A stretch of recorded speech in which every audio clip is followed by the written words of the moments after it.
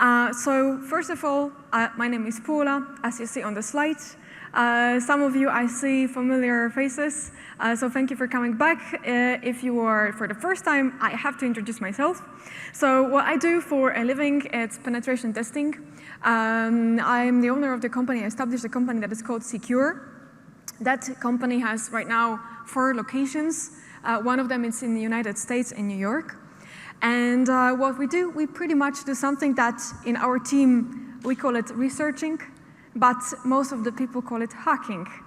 So this is our job. What we also do, we've got also access to the source code of Windows, vast majority of our team, but it doesn't mean that it makes us on a kind of a better position, because to some of the components we don't have access to, so there is still a little bit of reverse engineering that we have to do and find out all these dungeons that probably hide some interesting information. Anyway, so I was and I am in the field for the past 13 years, doing the same boring stuff. So all these security audits that I've mentioned, they are not boring, otherwise probably I would do something else, like sell flowers or something. But basically, what I'm saying is that there's a lot of different types of mistakes being repeated. That's why we are always laughing in our team that our job is kind of boring, because every single time you get somewhere to the infrastructure, we manage to get in. And it's not because we are good. It's because sometimes it's just very easy. And my point, and why I'm saying this, it's because very often when we manage to get somewhere to the network, I was talking, for example, on a pre-conference session about popular attack that is called SMB relay. And SMB relay, at the very end, at the stage, executes a payload. There is a payload, so an executable that is being executed on the victim's computer. Now, question is, how do we prevent this? And why this attack works? And there are so many different other attacks that just work. And the reason why, it's very simple. Because what we do, we execute a code that nobody knows. And this is what this session is about. Well, not only about the code that we don't know about, or antivirus doesn't know about, but also about evading techniques from the antivirus, so that you guys, when you come back to your companies, you will think through eventually some policies that are related with antivirus. But at that stage, I have to say one thing, that antivirus is absolutely not enough. Yes, antivirus, antimalware, it's kind of around the same area. A couple of years ago, there was this one of the guys from Symantec that said, well, in a short words, he said, antivirus is dead. And of course, there was like a little bit more background around that, but it was quite an interesting statement, especially when you've got guys from Symantec saying this, right? So everybody's like, what do you mean? Like, you're going to ruin our business right now or what? So effectively, it's a kind of true, because if someone that can writes the code to evade antivirus, it's not very difficult. And just like a little bit of offside reminder, Windows XP, which is probably kind of like close to you, I'm pretty sure that all of you were working with Windows XP, was designed in 2001. That is 15 years ago. Do you think that kid that was born at the Windows XP year, I think we could say that, right now being 15 years old, can write the code? Sure, and there are many kids like that, and that's what we have to defend from. So, in general, the idea for the session is to talk about all these interesting techniques that are used to evade antivirus during the penetration tests or just during the attack in order to get access to your company. As usual, on the session, I have to mention that if you're going to be like, oh, I need a little bit of a wake-up call in the morning, you can always enter the quiz. I've created 25 questions. Today in the morning, one person showed me that he had 20. This is awesome score. Average is 13. So if you want to challenge yourself within security, go ahead and bring on the result. I wanted to make it difficult, so feel challenged a little bit. Anyway, let's move on. So the agenda for today's presentation is like this. Evading techniques, we're going to talk about the different types of, and evading live scenarios, because I would like to show you the live scenario, uber cool one. Some people say that uber cool, it's not very in English, but that's what I'm used to say. So it is actually uber cool, that is relying on WMI, which is Windows Management Instrumentation, and executing scripts from the inside of it. So it's a pretty interesting technique that antivirus will not discover. I would like to present it, of course, more within the session, but you will see the whole pattern of the attack that is kind of advanced, and at the end, antivirus will not really say a thing. And that's what's beautiful about that. Anyway, so the intro for the session is that we're always like buying all these different types of solutions, and our customers that we work with, that we do the penetration tests for, they've got all these things running, and there is different types of vendors of antivirus software running on the clients, on the servers, and so on. But really, who cares if the landscape of the attack changed? By having an antivirus, we focus more like on a blacklisting idea. So whatever it's known, we kind of like deny it. But what about what is unknown? Right now, and this is a part of my intro, we should focus more on whitelisting. And however simple and obvious it sounds, our team has it kind of deep in their hearts that whitelisting, it's a new black. So that means that if we've got the possibility and solution to prevent any types of code to execute, that is the way to mitigate what we will be talking about today. Now, question is, when we've got all these antiviruses running, well, when we are thinking like, evading is one thing, but is it really possible to stop it? I would like to start, before we warm up, within the next part of the presentation, with a little demonstration. Is it possible to stop an antivirus, and who can actually stop an antivirus, okay? So let's dig in. My first demo, and everything I will be showing is going to be on Windows 10. So this is the setup. So my first demo over here, it's related with something that we call SDDL. And SDDL, it's a security definition descriptive language that allows us to specify permissions on the different types of objects. Before I do it, a little bit of explanation. So for example, if you do in PowerShell get ACL to see Windows, you're going to see a pretty big output, and at the very end of it, you're going to see like a lot of spaghetti and mess.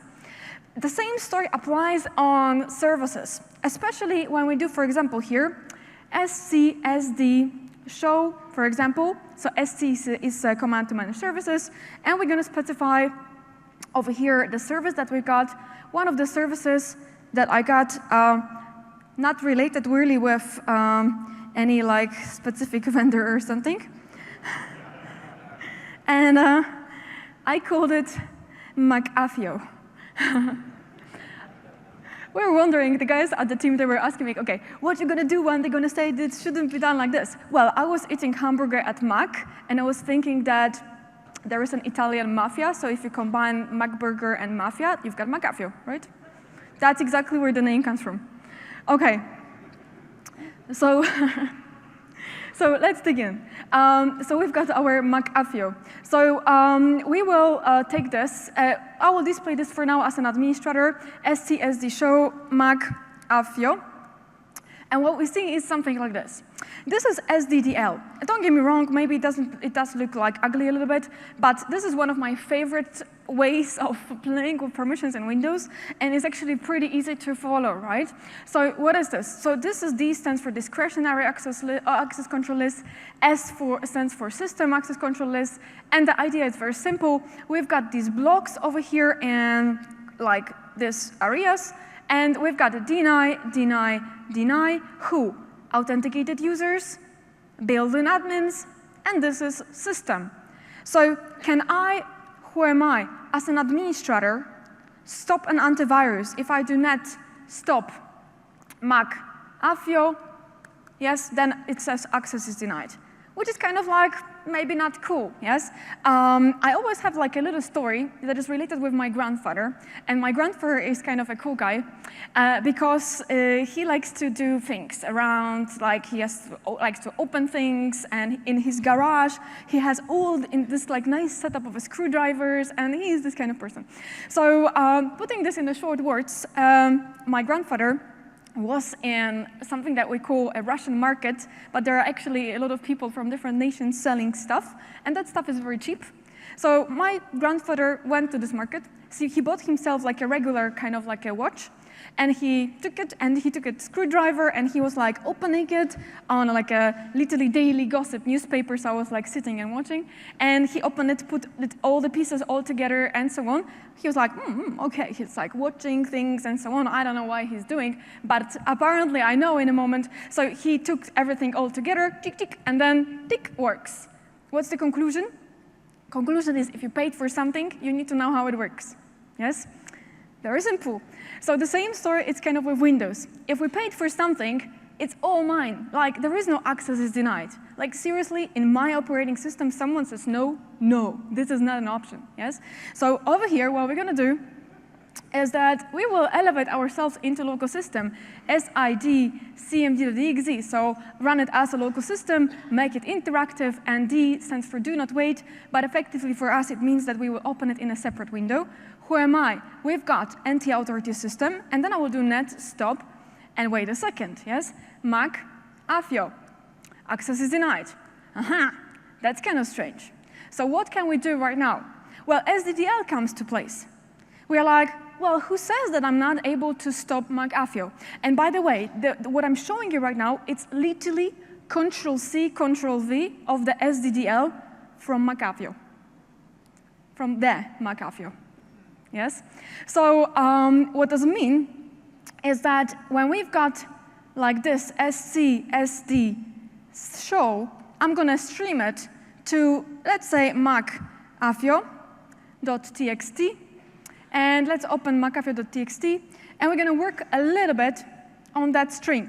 So what we're gonna do over here is that we will change, obviously, both for system and both for authenticated users from D to A, deny to allow. Now, why like this? What allow? What deny?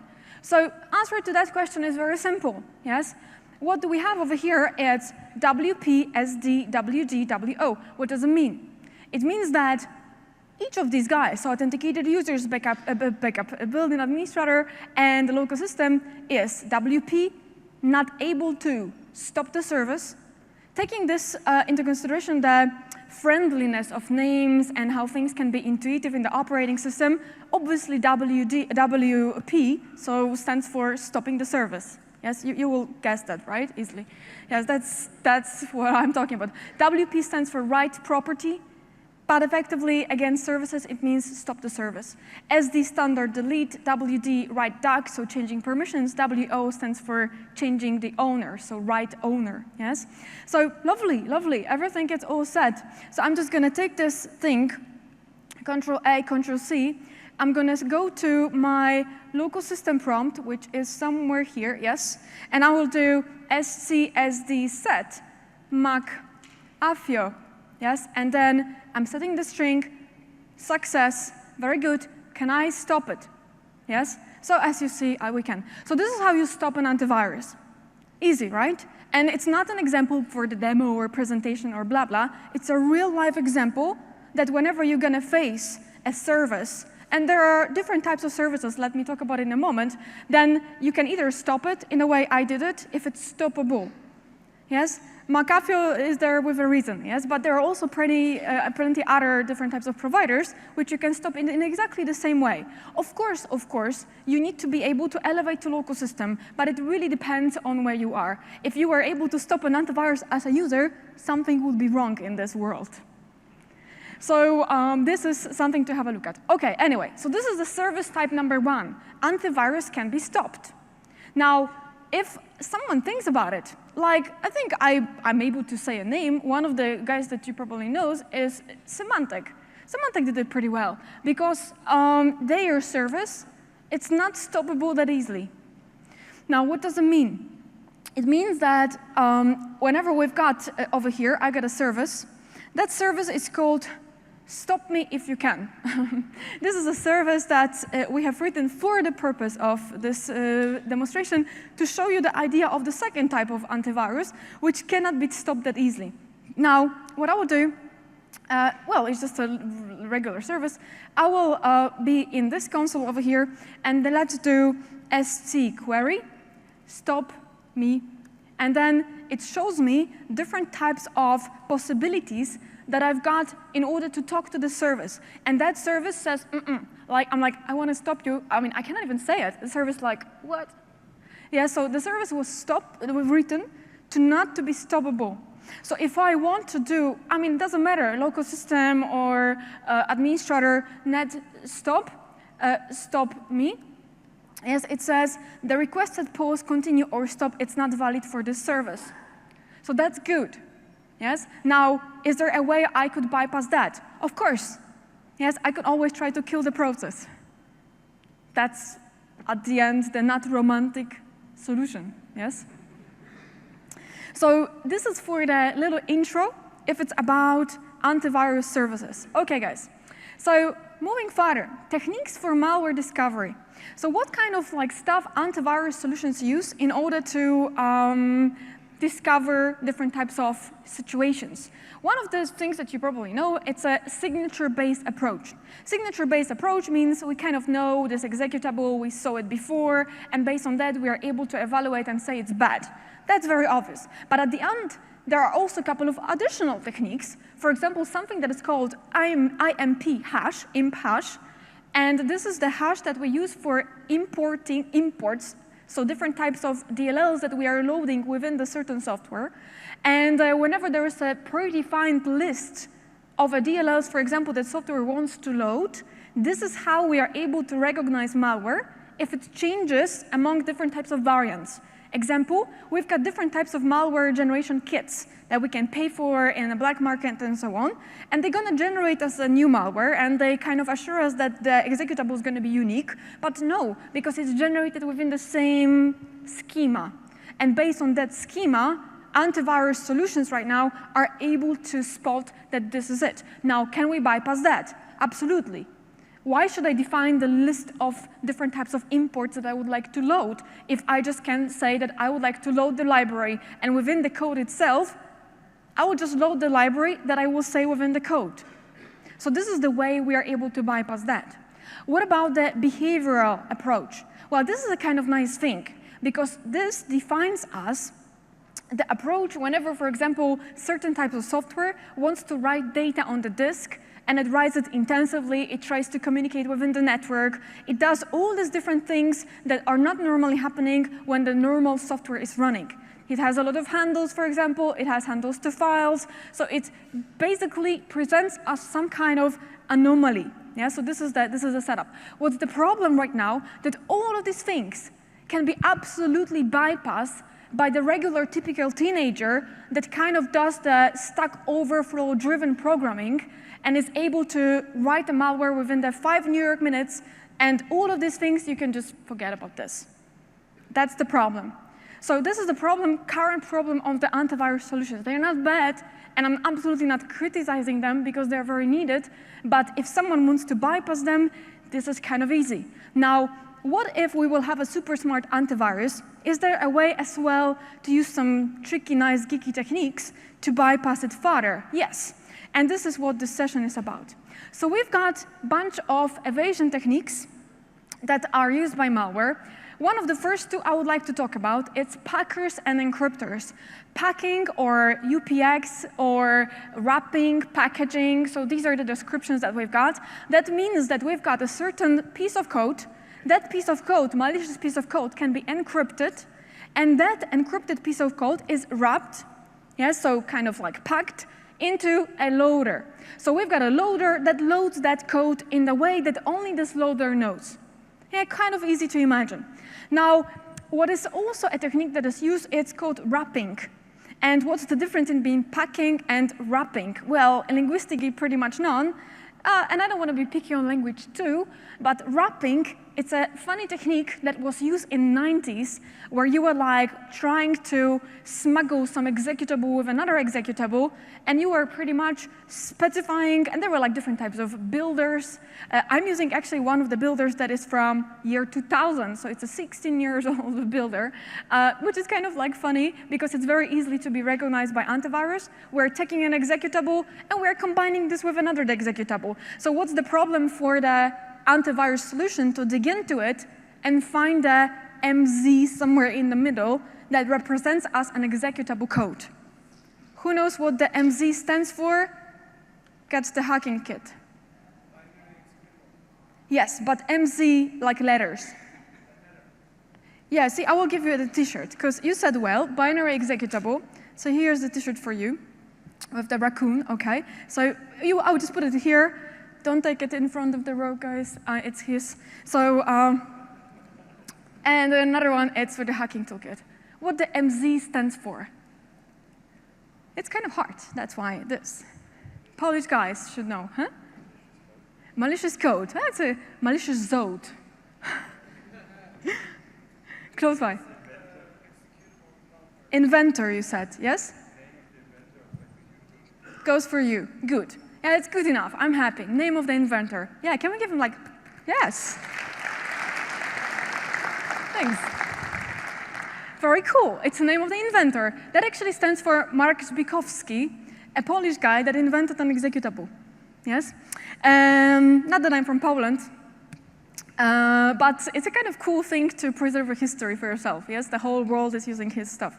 So basically, what was my point is that when we are doing the wrapping, yes, then we're going to find this code somewhere, and this is an easy case. Now, we might be wondering, haha, in the current world, this will not really work out, because we are using the digital signatures. Absolutely, wrapping destroys the signatures. But if you will read a little bit of news, especially from the last Black Hat, the guys discovered a little issue, because whenever you build a signature on the top of the file, the signature apparently does not include all the sections of the executable, so that you are able to modify a little piece of the file and put the malicious code over there, and the signature is not being changed.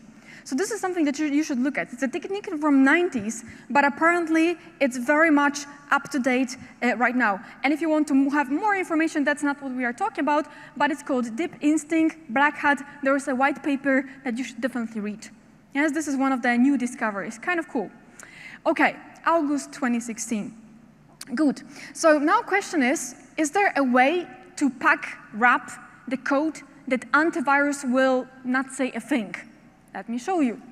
Well, we've got different types of known PE loaders, different types of. But the problem is that if you got a known PE loader, yes, then the software that's going to launch, decrypt your malicious code and then launch it, if it's known, then all of the antivirus will obviously screen.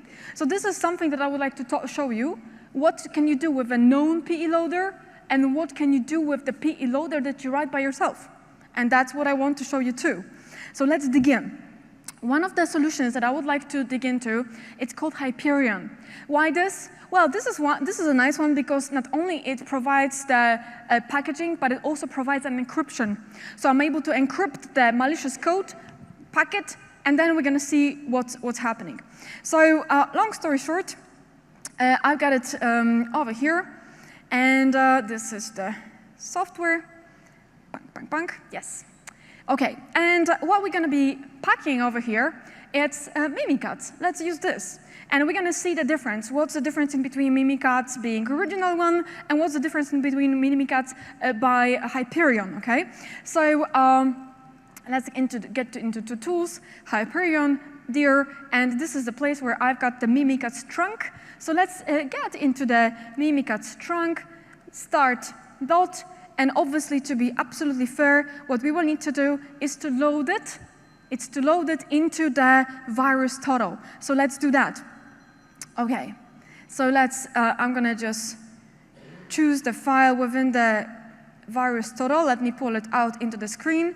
So this is the situation that we have right now. I loaded this Mimikatz, scan it, yes, and it was already scanned, reanalyzed some time ago. These guys were saying that it's 32 out of 57 are saying the Mimikatz is wrong. I wonder why, it's such a great tool.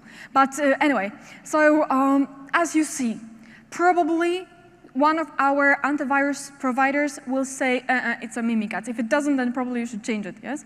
But then we've got F-Secure, Bitdefender, Fortinet, plenty, yes? So statistics, it's 34, oh, that increased. Some of them changed their mind. Out of 57 say it's wrong. Okay, can we make it better? Yes, can we make it 30 or 20 something? Or if we are targeting some specific antivirus over here? Absolutely yes, absolutely. So here, we're going to run Hyperion. So let me go one level up, CLS, and then we've got our Hyperion. Hyperion takes plenty of parameters, actually. Well, first of all, in-file, out-file, but then I can also encrypt it if I want to. I can tell you, by the way, that it doesn't really impact anything in this scenario because that loader is known. So even if you try hard to encrypt the content or whatever, it will still be discovered because Hyperion, it's a known tool. So effectively, what we can do, let's even try like this. We will do this versus not examples, but stuff in a Mimikatz trunk. This is a kind of like not a very good benefit. Hyperion works on the 32-bit processes. Okay, why not? Malware can be 32-bit. And here we will specify Mimikatz, and our out file will be, let's say, mimitest1.exe. Let's do that. And Hyperion, of course, created our mimitest1. And mimitest1, we are also able to execute if we want. This is, well, another option. Let's move on and let's see how that's going to behave. So in our scenario, we are over here. I'm just going to choose the file. Does it open here or not? Let's see. Yeah, choose the file. Good. Let's go to Hyperion and let's pick mimitest1. Open. Yes, and we can scan it.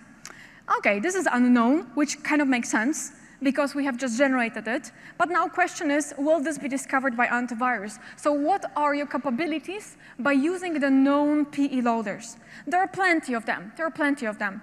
Now, some people, some of them, they already think it's bad. Kaspersky says it's bad. Symantec said it's bad. Yes, and all the other guys said it's bad. So it doesn't seem to be working, right? This is exactly my point, because this PE loader, they don't need to know what is inside, but that PE loader, it's a known piece of code. So they're like, whatever is there, its PE loader is bad. Yes? So, wow, 33 out of 56. So we've got like 1 point. What do you think is going to be the result? Yes? Will it be 34, or we're going to end up with 33 with 1 gain? Great. So we have just bypassed this one. Yes? Okay. So this is something that we can look at. Now, can we make it cool? Absolutely. Is there really a way to bypass antivirus then? Like what we are supposed to do? Forgive me, I'm just going to bring it out because you see it's not working well. That was my goal to show you this. Okay. Now, is there any other technique we could use? Absolutely, yes. So we've got techniques like obfuscation. Obfuscation is a technique that is used for the code on the code level in order to change it, yeah, so that after the compilation it looks a little bit different. If you're a developer, I'm pretty sure you are dealing with this.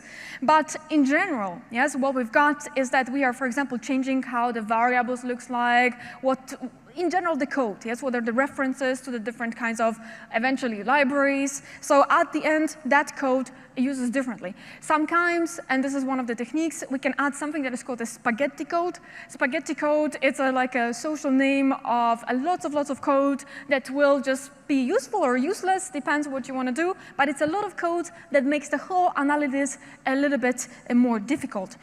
So this is one of the techniques. Another one is anti-debugging, and this is kind of cool because, for example, when you are using different types of sandboxing techniques, what malware can do, it can sleep for a while, because when you are, for example, trying to launch certain piece of code, yes, then malware sleeps.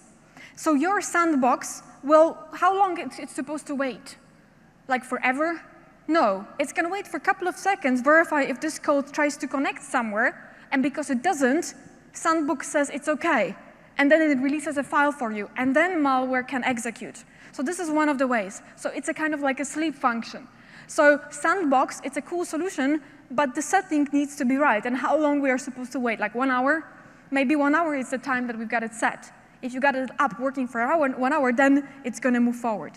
Anyway, so these are the techniques. Now, one of the good ways to avoid antivirus, and that's the good way, is use something that we call a reflective PE loader.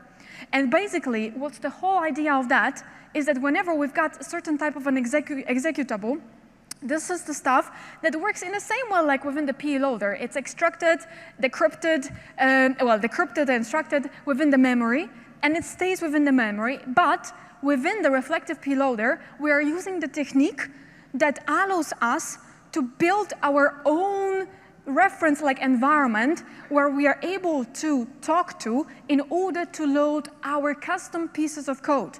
This is what we call a dynamic code. So what's the whole idea standing behind that is that whenever we've got, for example, the function that is called load library, and we would like to use this in order to load some library, yes, this function is not capable to decrypt the code that I have encrypted, for example, on the disk. So how am I supposed to load that? So I load the code into the memory, and I refer to this code in the memory to load me that stuff that is encrypted on the disk, and then I'm loading this into the memory and extracting it in the memory, and nobody really knows what I did because it's all in the memory. And that kind of activities are not recognized by antivirus. So this is a cool way of doing this. Now, practical stuff.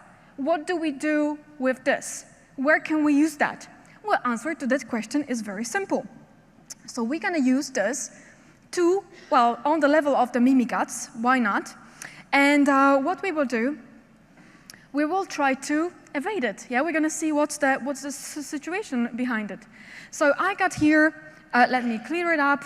We're going to scan this time the 64-bit Mimikatz so that you've got the full picture that Mimikatz being 64 is actually recognized by antivirus. So let me take the browser in, and then we're going to do choose file, and then we are getting into Hyperion Mimikatz trunk. Why not x64? We're taking the Mimikatz and let's scan it, and let's see what people think about that. It was already scanned, reanalyzed. It's just scanned by many people. That's why we've got that information. Sometimes this ranking may change, that more people are going to think it's good, and so on. But for now, of course, as we can imagine, Mimikatz will be spotted by antivirus. Yes, if you download it, then things will happen. OK. And Protect thinks it's OK. Oh, well. Maybe they just are on the other side. Who knows? Maybe they're just an OK people over there. So anyway, so we've got here 24 out of 39. Why not? Yes, this is absolutely and obviously discovered. OK, let it go. It's a lot. Now let's try to work on Mimikatz in a way that it will not be discovered by antivirus. And what we have, it's our own tool, CQ Reflective PE Loader. Why it works? Because it's our tool. Nobody knows that. And it works on all of these files in the way we know it does. So what's wrong with this tool? It's written by us, by innocent people. So what antivirus could say? Like nothing. So when we take this, we can take into our Mimikatz trunk that we got. So this was in Hyperion, and Mimikatz trunk, it was 64, and it was Mimikatz. So enter, and what it generates us is this, F17 something something. And if we do start dot, for example, I can take this F13 something something, and then this is being executed, and this is the Mimikatz that we've got. So it's all working, yes? It's all fine, and so on. OK, now question is, what do people say? And so let's bring in again our VirusTotal. There's going to be a lot of VirusTotal for today. It's a good reference for everybody. So when we go to Ignite, we've got our F something something. I got a lot of different files here. Scan, and nobody knows it. Why? Why should we know it? So we are scanning it, and let's see what's going to be the stats right now. I'm also excited because if it's going to go do bad, then our CQP loader is not working. But no, not really. Only one says it's bad. But based on the scanning that we were doing, they say everything is bad. So it's a kind of good solution. Yeah? It makes us feel comfortable. They don't like anything, so why not? But at the end, 1 of 56 says it's fine. It's a working Mimikatz. So how antivirus can react to this? What's the solution for that? Preventing executing the code. That's the only option. Because antivirus, as you see, will not say a thing. So we are so excited in our team to write this kind of like cheating tools that we have even created ourselves a little portal. And sometimes, apparently we have nothing to do, but we have created ourselves a little website, secure tool generator. And over here, we've got plenty of more. For that demo, you can always generate a Mimikatz, and that particular Mimikatz, it's the one that works like this. So if you are not in the mood to use the command line tool, we can always use a website, and yeah, it's kind of like to make your work nicer, you know. Anyway, so we've got this. But this is how much fun we've got around that, because it's so easy. It's so easy to do that. OK, guys. One of the things that I added over here, which is kind of interesting, if you add the compiler option for the 64-bit platform, then it absolutely removes a lot of different types of discoveries that you've got. Because our CQP loader, when you just run it like this, yeah, it kind of limits to the half. But when you do this, it limits to the 1, which we don't worry about at the end. OK, very good. So this was a little bit demo of the P-loader. Now, let's dig in. What else interesting do we have? Different types of targeting. Yeah? So sometimes whenever we want to evade, for example, antivirus or being discovered, being analyzed as a malware and so on, malware uses different types of techniques. And it will not be loading itself under different conditions. It will only run as an unknown code, for example, in the chosen conditions. Example, it's very simple to that. Let me just bring this like a little hot-style demonstration. One of the ransomware was called CoinVault, and that's the one that I would like to show you. Of course, we could use plenty of them, but as an example, what I'm running right now, it's a very useful tool, especially for the .NET code. It's called ILSpy. It's a free tool. If you don't have it, grab it. It's like developers have their own ways, of course, to do it. But if you are on IT Pro site and you want to check what is within this certain .NET code, ILSpy is kind of good to get the flavor, yes, like that. So here we've got ILSpy, and then this is like a CoinVault analysis. This is, oh, sorry, one more time. This is like method that we've got, and that method is called ismaltestUser. And we are checking over here like what kind of manufacturers are there for the different types of network cards or virtualization. Is Wireshark running to sniff? Is Process Explorer running? Am I running this in a virtual machine to kind of test it? Yes, so we've got Microsoft Corporation, VMware, and stuff like that. So malware in such conditions will not run. So it is to avoid being discovered. Yeah? So this is one of the ways how we can do it. If it's a virtual machine, then we are not even running this. OK, guys, so we've got this. Now, let's move further into a pretty interesting technique. How can we also execute the code? And that's going to be our last technique before we get into the more practical stuff in the whole scenario. So how it looks practically within the whole scenario. And that particular technique is actually quite cool because it's using the internal compiler within the operating system. Now, let's get to the place. So I will get into program files like this, and then Windows kits, and then 10, and then debuggers, and then let's get into the x64. Good. So if someone has a debugger in the operating system, this could be one of the ways, then I would like to show you an alternate way how user can execute the code and hide from the code execution prevention.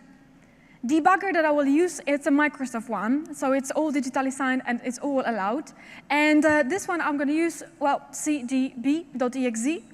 And cdb.exe, I will load it by loading the definition of the file where I am compiling, oh, like this. Oops, sorry. No, with X, cfx.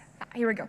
When I'm compiling or analyzing, debugging over here, a certain piece of code, which is called notepad.exe. If the process is mine as a user, I'm not running as an administrator right now. If the process is mine, I'm able to debug it. The same story, for example, was just like an offsite reference, maybe even a little bit too far, when you've got the software restriction policies to prevent running software. It's relying on your own process. That's why it's not kind of cool, because it relies on explorer.exe, which user owns. So if my security relies on the process that I own, I'm changing it. I don't want it. So I was able to inject it. By the way, there was a little tool. It's no longer on systeminternals.com. It was when Mark Rusinovich was not working for Microsoft. The tool is called GP-Disable. That disables software restriction policy. It's kind of like not cool. So it's right now a little bit beyond the ethics. But if you are searching for the tool, you can still find it on our website because we want to keep the history alive. Yes, so basically you can get it, and if you got a software restriction policy, just download this and just bypass. Home, done, software is running. Okay, CDB, we've got this, notepad.exe. Now, what's going to happen is that I am debugging Notepad. But during the debugging, I'm injecting a piece of code that starts me, in this case, I'm starting the character map. I mean, whatever, yes? So it could be some malicious software. So if I want, as a user, and there is a debugger running on my computer, yes, and I want to bypass something, you can always do that. Yes, this is a way to bypass, for example, a blocker and stuff like that.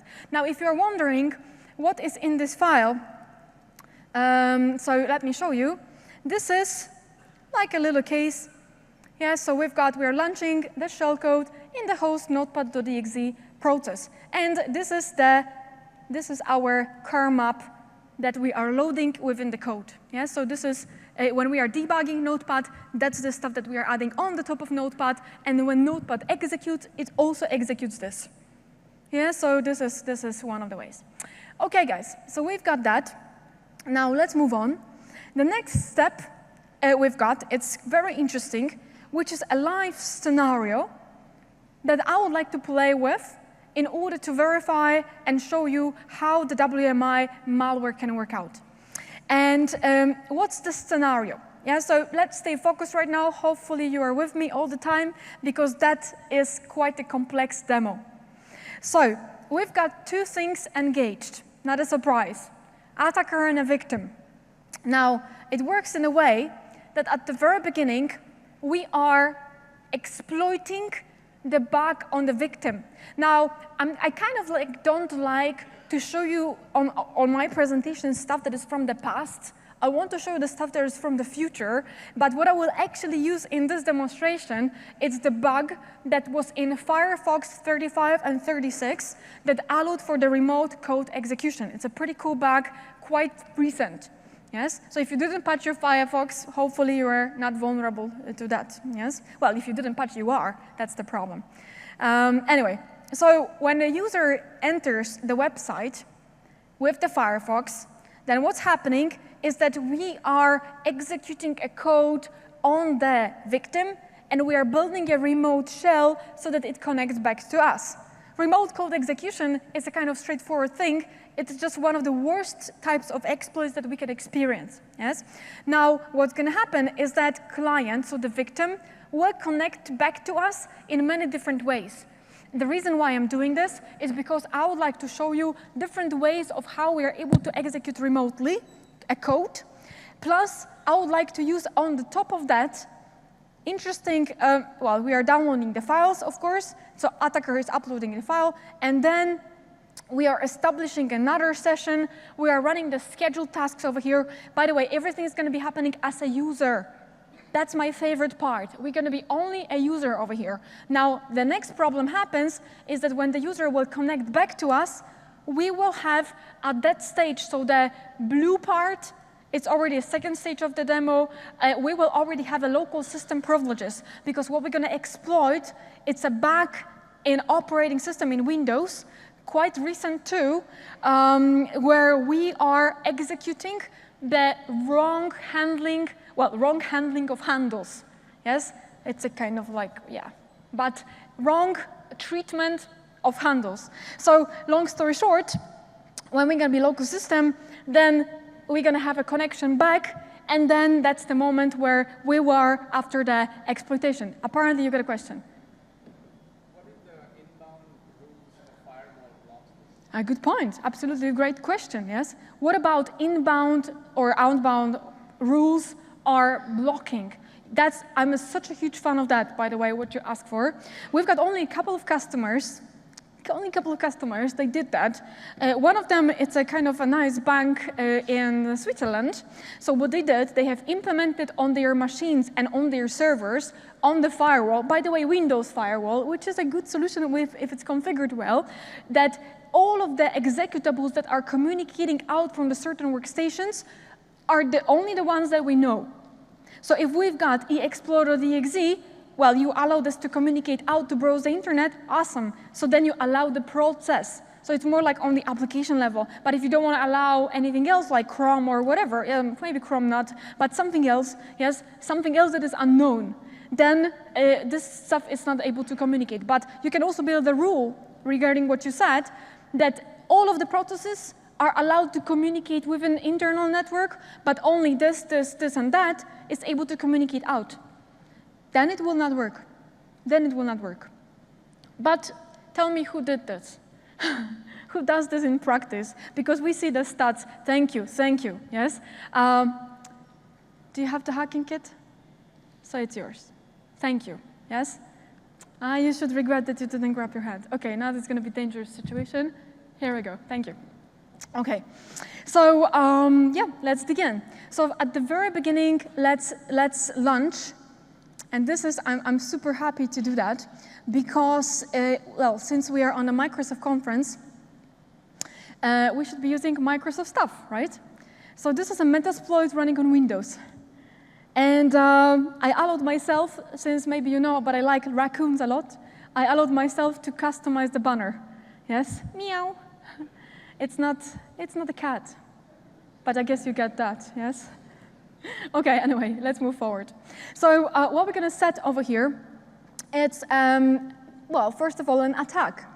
OK, so let's dig in. The first stuff is when we have the Metasploit console running, we will, well, do use exploit. Let me alert it in a second. Use exploit, and we will specify multi. And then we will do browser. And then we will do Firefox.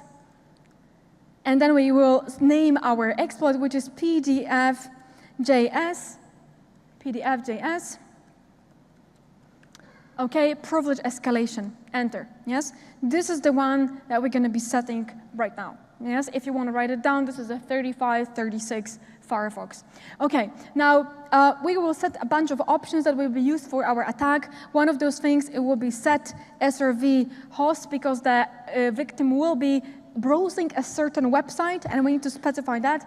And SRV host is going to be 100. Yes, this is us. Very good. Second thing we will do, set lhost 100 as well. So we're going to be handling all the type of operation. The next thing we're going to do is we're going to specify set URI path to make things nice and pretty. Yes, so that it's not like a randomized URL, because usually it's randomized, so it kind of looks dangerous. I mean, even user probably will figure it out. So then we will do set SRV port. On the port 80, we got that. And the last thing we need to do is to set payload. And then our payload is going to be Firefox, and then it's going to be shell reverse TCP. Let me enlarge it. Underscore TCP. Awesome, awesome, awesome. So we got this done. Yes? So these are the settings that we're going to use. That's it. Absolutely simple, right? So right now we're going to be waiting for connections in this console in order to have the client connecting back. Now, in order to be listening and to have the client connecting back, we need to set up the listeners. And for us, it's going to be our own version of the tool. I'm going to open the 3 consoles here. That's going to be our version of the tool, which is called CQCut. It's our compilation of netcat. By the way, also not recognized by antivirus, if you are interested one day. So we've got the CQCut, and in the CQCut, we're going to be listening on the port 666. To make it a little bit evil, that's going to be our final stage. Here, tools, CQCut, I have to set it up. We're going to be listening on the port 777. Awesome. And over here, it will be the same. Tools, CQCut. We're going to be listening on the port 888. Lovely. Yeah, so this is the setup that we have right now. Now, well, it's time to go to the victim. Yes? So we will leave this for the moment. Let's see what's going to be happening here. Before we do this, of course, we have to run this. So this is already running. We've got the server started. Very good.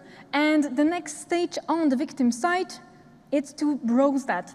How can we encourage victim to do that?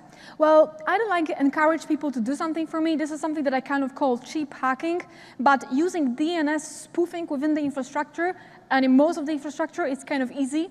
So it can be many ways how we can make the user to click on the certain link, send an email. So use this all phishing, different types of techniques, or just play with the DNS spoofing. So at that certain stage, a user will open up the Firefox, which is vulnerable, and the user will enter to 10.10.10.100, and this is a website being opened. And if we have a look, what's happening in the back, we are sending an exploit.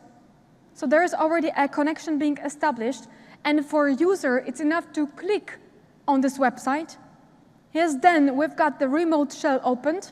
Yes, very, very easy case. Sessions -L to listed. Sessions. Yeah, here we go. Sessions -L to listed. And then we've got a shell opened, which we're going to connect to. Sessions -interact with the shell #1. And we are already interacting. Who am I?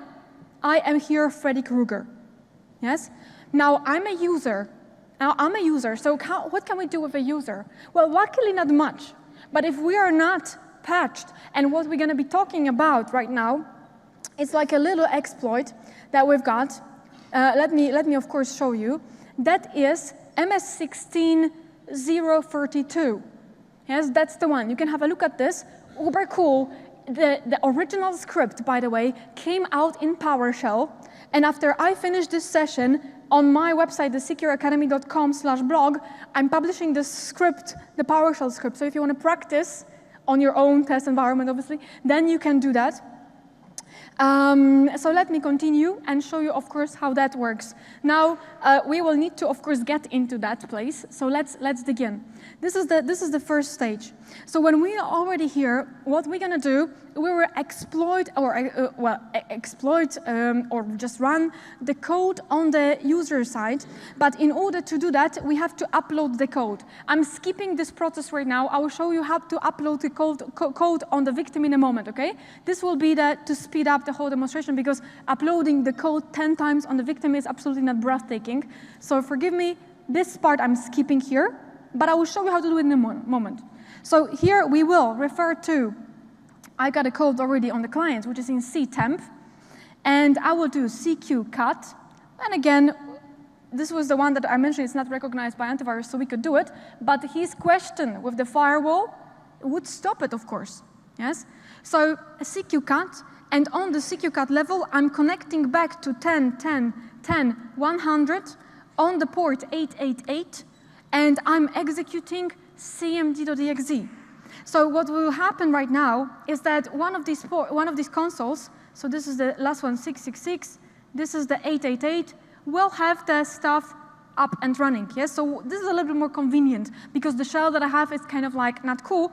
And now I can show you nicely who am I /o, and I am user right now. Set of privileges says I'm a user. If we review the groups over here, yes, the Freddy is a member of users, interactive, and stuff like that. He's not a member of administrators. So this is the stat that I got right now. Of course, host name, we are right now remotely on the Windows 10. Okay, now what's the next stage? The next stage is going to be kind of geeky, because in order to be able to handle the exploit properly, I need to create a separate kind of a process so that that exploit uses this feature of handling the handles wrong. Because if I would right now start another process, this will inherit different types of handles from the parent process, and exploit is unfortunately not working. It doesn't exploit that situation. So in order to have a separate process, now I love this because we are all using the Windows tools, yes? I will, at that certain stage, well, first download the script because I need to have set up the environment for something, and then I will use the scheduled task, okay? So how to download the script at that stage? And that's this moment that I said that I will be showing you how to download stuff. My favorite way, discovered by some of the antiviruses, for sure, by, for example, solutions like Advanced Threat Analytics by Microsoft, so the new ATA, for example, will spot that. Because this is kind of a malicious activity. But what I will do, I will invoke here web request, invoke web request, and I will download the stuff from the internet, for example, out file into ctemp session1 ps1, and I will convert it to base 64. And I will use here PowerShell encoded command to download the stuff on the target, on the victim, yes? This is one of my favorite techniques. Why? Because it allows me to absolutely remove all the special characters. It's going to be only letters, yes, numbers and stuff like this. But it works in the single instance of the process, yes? So let's do it. I got it. So now, a variable base 64, I'm going to save data into base64.txt. Let's use this. Base64.1.txt contains the base64 string that allows me to, of course, execute and download the script to the host. Control-C, and then we got it. And when we are connected with this first console over here, let me show you. We're going to go to temp. I will do dir.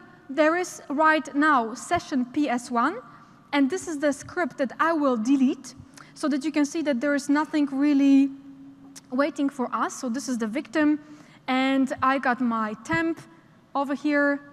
I got it for the backup, so this is, everything should be all fine, so delete it, yes? So this is from the victim, and right now we are doing the PowerShell EC encoded command, and I'm doing paste, and I'm downloading this stuff. This is a lot of mess, but don't worry about this. And I will do dir, and our session 1 is back. Yes? So this is how we download things. Absolutely easy, built-in an operating system. The best hacking we can imagine is with the Windows own tools. Yes? Okay, anyway. So let's dig in. The next stage is to set up the scheduled task. And that scheduled task will allow us to execute the exploit I was talking about. So let's dig in. So we will, use for that the command. I got it actually written down because it's quite long, so let me copy this. And that's going to be like that. So we've got S-task, scheduled task, create. We are creating the task that's going to run only once. It has a name, test1, and it will run cmd/c, ctemp, session1, so the script that we have just uploaded, PowerShell, no profile. Now, what is really cool, what is uber cool over here, is that regardless the execution policy, so we can technically, I should have here the console running as an administrator. I do PowerShell, yes, we can do that. We can do get execution policy, yes, and we've got unrestricted. We can change it to restricted if you want.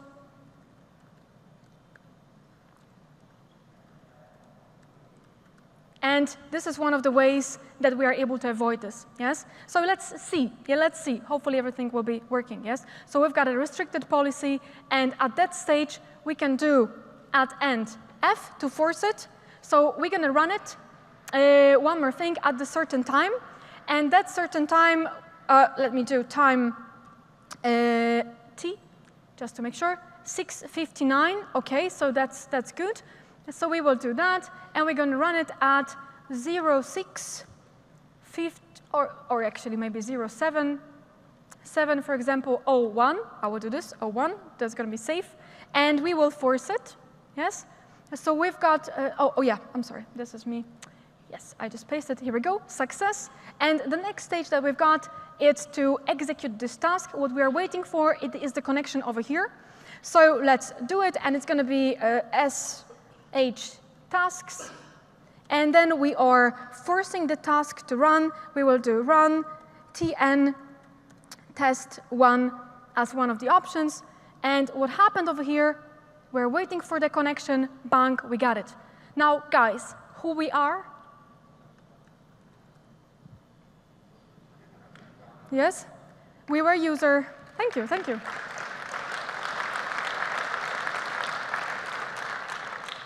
We were user, now we are system. And now, this is a perfect situation, most welcoming, to inject all the malware that we can imagine. So we will do, because I want to show you how malware can be nicely hidden within the operating system. Yes? So this is an exploit that I use. It's all in PowerShell. Did I mention this? It's all a PowerShell script. So who is blocking the PowerShell script? Of course you might, this is great, but in most cases, this is just very nicely working, yes? Okay, let's dig in, let's move on. So at that certain level, it's time for us to execute malware and then analyze it. So our malware, and again, we can upload it in the same way you already saw. Our malware, if it's working correctly, what's going to be the sign of it? It's going to connect over here, yes? So not only, by the way, to get access to this, we have evaded, it was just a PowerShell script, so not a big deal, the PowerShell execution policy, but because it is a PowerShell, we are able to execute it pretty much anyhow. So let's move on. At that stage, I'm going to go to WMI. This is the place where I got my malware. Just to show you the architecture of it, I got active script EC inject PS1. And again, malware comes within a flavor of the PowerShell. Underneath, what it will do, it will actually create a script within a WMI repository, which is quite hard to analyze. It will be running periodically. Probably you will not notice, because how could we notice if something is not really executing? It's just a repository, and WMI works anyway. So we've got this. Now, that execution is going to be simple. It's going to be type. Well, we are here active script inject, so I can just copy this. By the way, if you wonder why am I doing type, because that's kind of strange. Type is to display the file content. This is the technique that you use to evade the PowerShell execution policy. Yes? So if you got PowerShell execution policy was never designed to be a blockade for executing the script. Yes, it was just to avoid mistakes. If you want to absolutely avoid it, it's like policy is restricted. Who cares if you're going to do it like this? There are above 15 ways you can, by the way, bypass that. I'm using one of them. So we've got type active script EC inject PS1, and at the very end, I will need to pipe it to the PowerShell. And to use this technique, I need to specify no profile and dash. And this is the final execution of malware. Let's see what we are expecting to happen over here is the connection, but the connection will happen in something that we call in our team WMI minutes. So it's like Microsoft Minutes when you are trying to install something or download something. It always tells you like 5 minutes and then it increases. Yes? So this is exactly the same story. It's supposed to be within 1 minute, by the way, because what we did over here, we have put over there a script into, as I mentioned before, a WMI repository, and that script is set to execute every 1 minute. And this is WMI that manages this. There is no scheduled task, nothing. It's just a repository being changed, that's it. And because WMI works like it works, whatever is there with the parameter to be executed every 1 minute, then of course we're gonna be back. And this is a sign that, of course, at the very end, our malware executed. Now you're probably interested how it works inside, and that's also a part of our presentation. Well, let's move on to the next slide, because we have a successful execution right now. This was the second part of the scenario where the script is already in WMI repository. Yes, it was written into the repository itself, and it writes a file into the disk, so the source code, that is being compiled in place. I love that. It's a complex scenario, so I will explain everything by details. But what we've got, it's a source code that is being compiled on place by the internal operating system debugger. Everybody has this. So why should we be worried about downloading and executing the code from the internet if we can just compile it nicely on all of your computers? Why not this? Yes?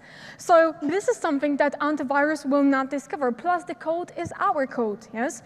And at the end, what is really cool, we decided to use a bunch of techniques that you should definitely know about. One of those things is that whenever we've got this executable, it is an executable, and what it does, it finds SVC host, and what it does, it injects a payload into it so that we are able to create a remote thread, one of the nice and known execution techniques to run a remote shell that connected back to me. So what you saw in this, for now, stage is the beginning of this demo and the end of this demo. The whole inside part we are getting to analyze right now, okay? So let's get into a little bit of analysis, and that analysis, what we're gonna do, it's gonna be with sysmon, yes? Let's check.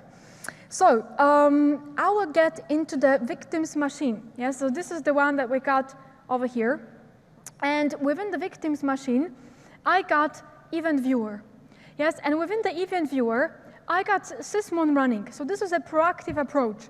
The reason why I'm showing sysmon, and I was showing this also on the yesterday's presentation in a different context, is because we really love it. And sysmon, if in good hands, it provides you a fantastic repository of what was happening in the operating system, okay? So let's dig in. So the analysis is gonna be like this. First of all, we need to check, how can we find out that something is wrong? Well, there are many ways to do it. For example, one of them is netstat. Netstat, when we run it like this, takes a little while, but after the moment, we're going to get information what kind of connections and with who we have established. And as you remember right now, at that stage, we had connections on 3 levels, port 666, 777, 888. I love the way, by the way, how it's displayed here. It's a My PayPal Services Doom. I mean, it cannot be wrong. Like, it just cannot be trusted, yes? Anyway, My PayPal Services, by the way, if you're interested, this is our secure domain. If you go mypaypalservices.com, once putting a little story to the field, PayPal wrote us a message, stop doing these malicious activities. And we're like, we're not doing any malicious activities, actually. But if they wrote us an email like this, we kind of answered in our own lovely way. So we sent an email like this.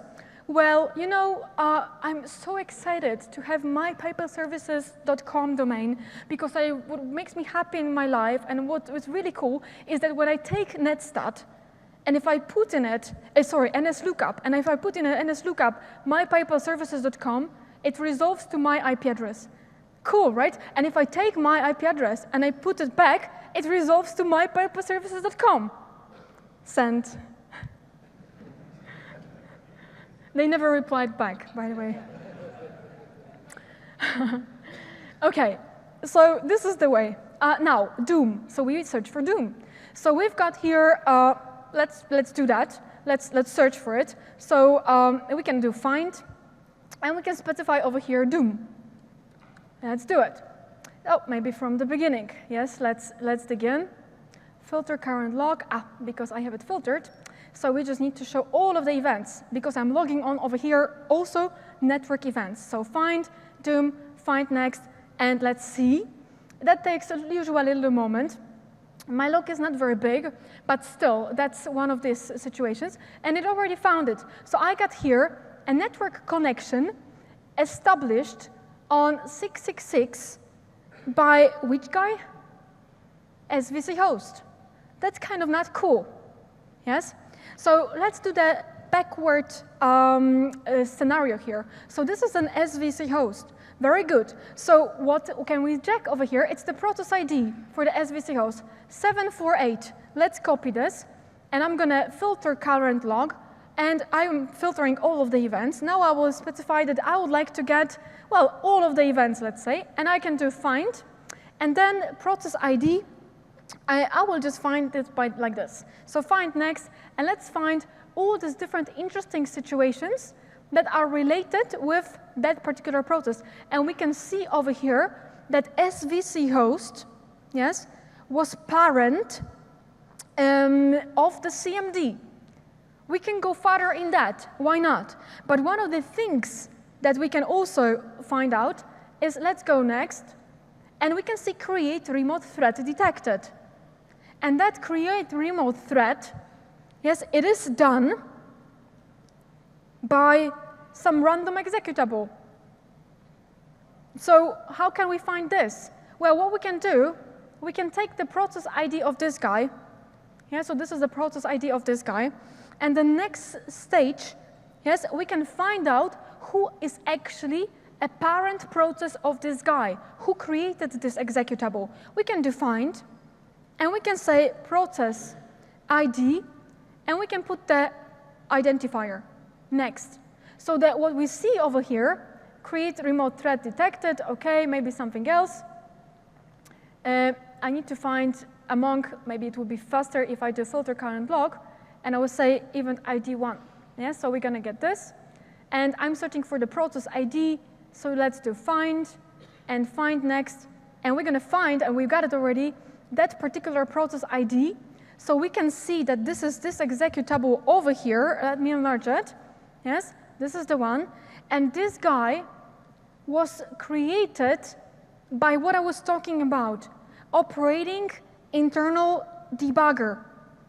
So at that stage, we can spot that it was launched by cmd.exe, which launched, in this case, CSC. Well, we see for now that it only had a piece of code, so this is CS. I will show you in a moment what that is.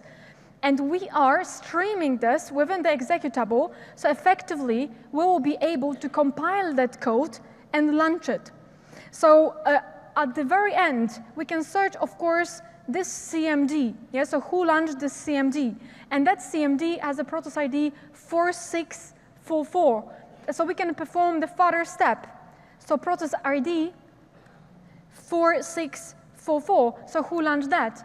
And we go deeper, and what we see, and this is pretty cool, we can spot that that was indeed CSC. So this is this internal operating system debugger or compiler that actually compiled a code for us and executed it in place. And long story short, yes, we can do further searches. Yes, what kind of, who actually created CSC. So in this case, we will need to search for also the parent image. And let's see what else do we have. Okay, perfect. And we've got here cmd.exe that refers down to something that is called scrcons. And that is an execution environment for scripts from the inside of the WMI. If you see this, it means it's not good. Yes, something is probably wrong. Because having a script in your WMI repository, it's, well, not a normal thing to happen. Plus, if you are a little bit in the malware world, I'm sure you also know, if not, then this is the message, we can spot quite oftenly malware changing the WMI repository in order to reside over there and execute whenever it's necessary, because who launches us at the end? It's a WMI. So this is the setup that we should have a look at. If we've got Sysmon, we are able to spot that. If we've got, for example, well, antivirus, not necessarily, but if you got autoruns from sysinternals, you will also be able to spot that the WMI repository is modified. So this is, of course, one of the ways. Interesting? Cool. Very good. Thank you. Thank you.